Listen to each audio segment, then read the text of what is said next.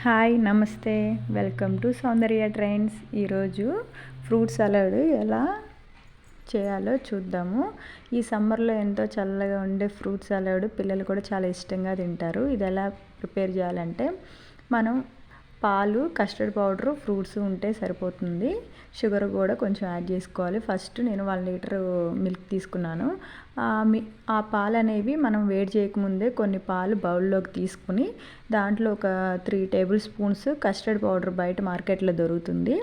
ఈ custard powder వేసి మనకి బబుల్స్ ఏం లేకోకుండా, గడ్డలు కట్టుకోకుండా నీట్గా దాన్ని మిక్స్ చేసుకోవాలి. అలా పాలు వేడి చేయకముందే చల్లటి పాలతో ఫస్ట్ మనం మిక్స్ చేసుకుని పక్కన పెట్టుకోవాలి.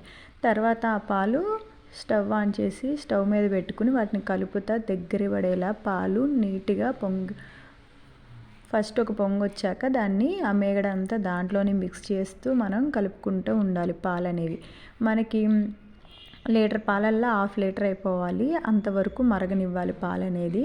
అప్పుడే మనకి క్రీమీ స్ట్రెచర్ లాగా మంచి టేస్ట్ ఉంటుంది మనకి ఈ కస్టర్డ్ అనేది. ఇప్పుడు ఫ్రూట్ సలాడ్ మంచి టేస్ట్ రావాలి అంటే పాలు మంచిగా మరిగితేనే మనకి ఆ టేస్ట్ అనేది వస్తుంది. ఆ ఫ్లేవర్ కోసం మనకి ఈ కస్టర్డ్ పౌడర్ని కూడా యాడ్ చేస్తాము. ఈ కస్టర్డ్ పౌడర్ లేని వాళ్ళు కార్న్ఫ్లవర్తో కూడా యూస్ చేయొచ్చు. నేను కస్టర్డ్ పౌడర్ యూస్ చేశాను. ఇది వెనీలా ఫ్లేవరు. అలా పాలు మరుగుతూ ఉంటే పొంగనివ్వకోకుండా మనం వాటిని కలుపుకుంటా ఆ పైన మేగడ కట్టింది మొత్తం దాంట్లో మిక్స్ చేసుకుంటూ నీట్గా అలా మిక్స్ చేయండి. ఈ కస్టర్డ్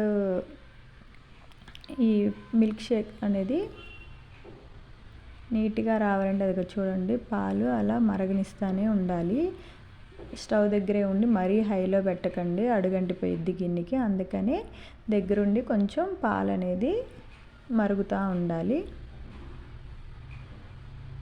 ఈ సలాడ్ అనేది మంచి టేస్ట్ రావాలి అంటే మనం పాలు అనేది బాగా మరిగి థిక్నెస్ రావాలి. అప్పుడే మనకి ఇది మంచిగా టేస్ట్ కూడా బాగుంటుంది. చూడండి, పాలు చాలా వరకు ఆఫ్ అయిపోయినాయి, మరిగినాయి.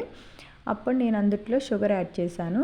షుగర్ మీ టేస్ట్ని బట్టి కొంచెం ఎక్కువైనా వేసుకోవచ్చు, కొంచెం తక్కువైతే మళ్ళీ అడ్జస్ట్ చేసుకుని మళ్ళీ కలుపుకోవచ్చు, దాంట్లో ప్రాబ్లం ఏం లేదు. అలా ఇంకొంచెం బాగా మరిగాక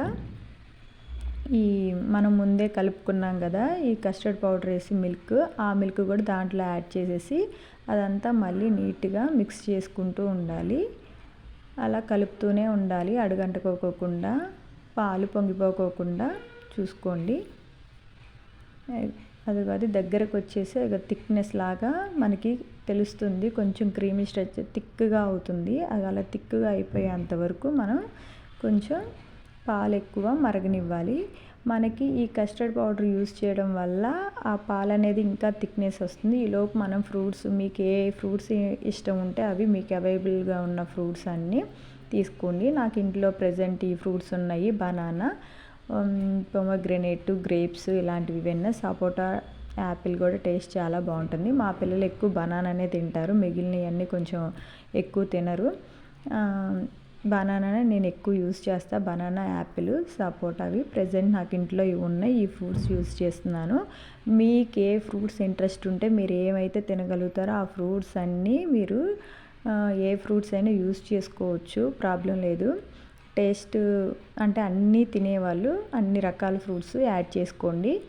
లేదు అంటే ఒక 2 టైప్స్ ఫ్రూట్స్ ఉన్నా, 3 టైప్స్ ఉన్నా కూడా వాటి వరకైనా మీరు యాడ్ చేసుకోండి, ఏం ప్రాబ్లం లేదు.